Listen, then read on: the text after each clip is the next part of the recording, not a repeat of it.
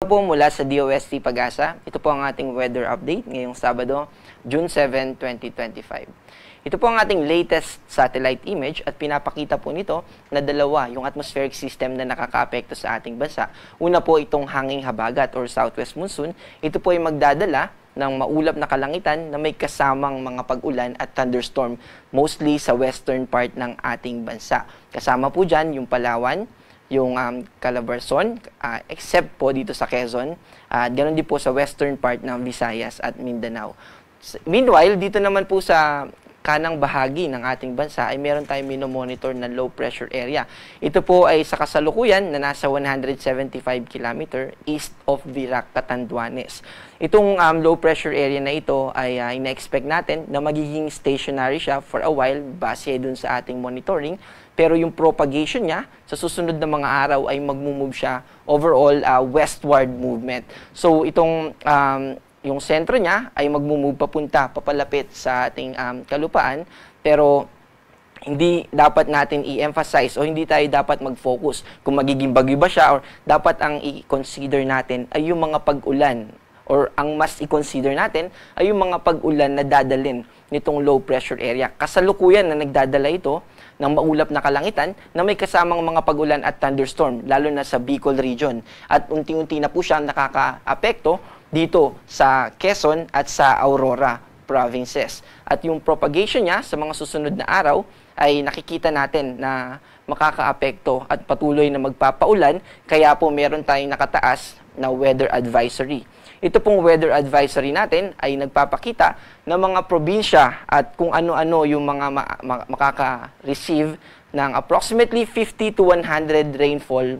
At ito pong mga lugar na ito ay maaaring maapektuhan ng mga pagbaha, lalo na kapag nakatira tayo sa urbanized area or sa low-lying o yung elevation, mababa yung kalupaan natin, or malapit tayo sa mga rivers or mga river basin at mga katubigan natin. Also, yung landslide ay posible din sa ganitong classification.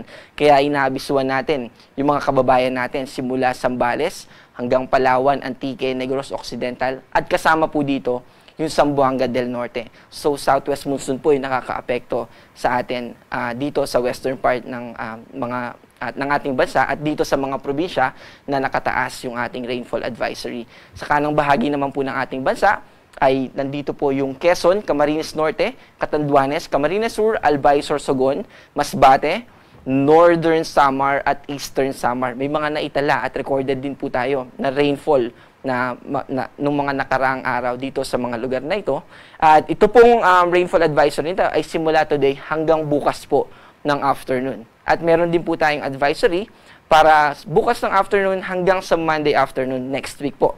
At meron na tayong nakataas na orange. Ibig sabihin ay maaaring 100 to 200 mm yung ma-receive ng ating mga kababayan, specifically dito sa Occidental Mindoro, Palawan at sa Antique.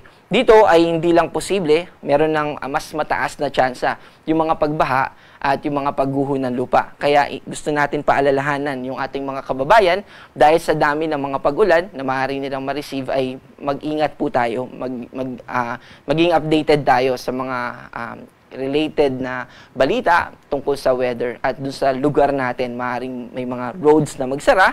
Dapat alam po natin kung saan tayo pupunta. Meron din tayo dapat na nakahandang go bag or anything na, lalo na kapag aware tayo na nakatira tayo sa mga bahaing lugar or sa mga landslide prone areas na lugar.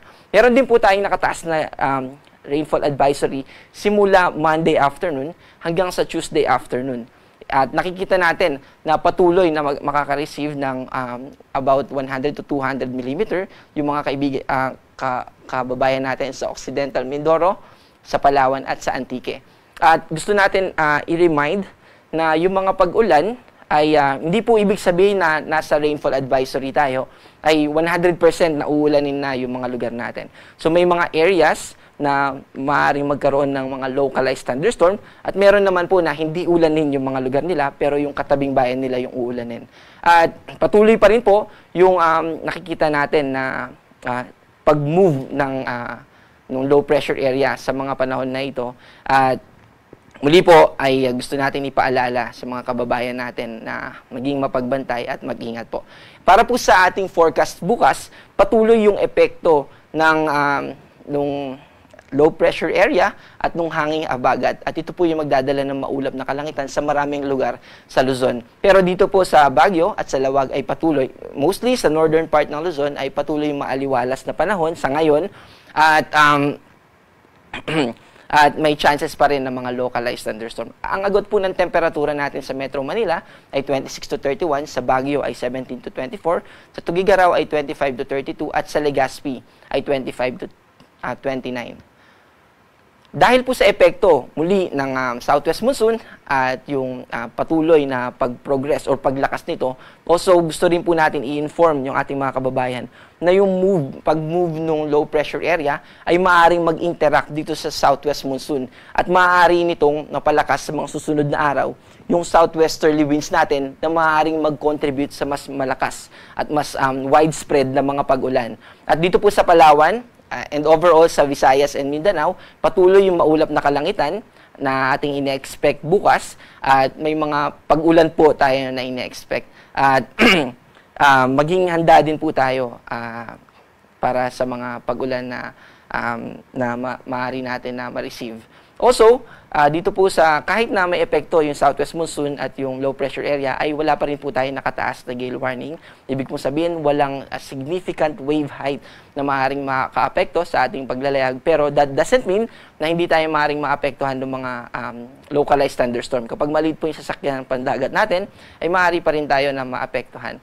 Para po sa 3-day weather outlook natin or yung ina-expect natin na weather simula Monday hanggang Wednesday, dito po sa Metro Manila ay patuloy yung epekto ng southwest monsoon, kaya patuloy po na magiging maulap next week. Sa Baguio naman po, sa Monday ay yung mananatili, yung partly cloudy or maliwalas na panahon, pero sa Tuesday and sa Wednesday dito sa Baguio ay manunumbalik sa cloudy skies na may kasamang mga pag-ulan.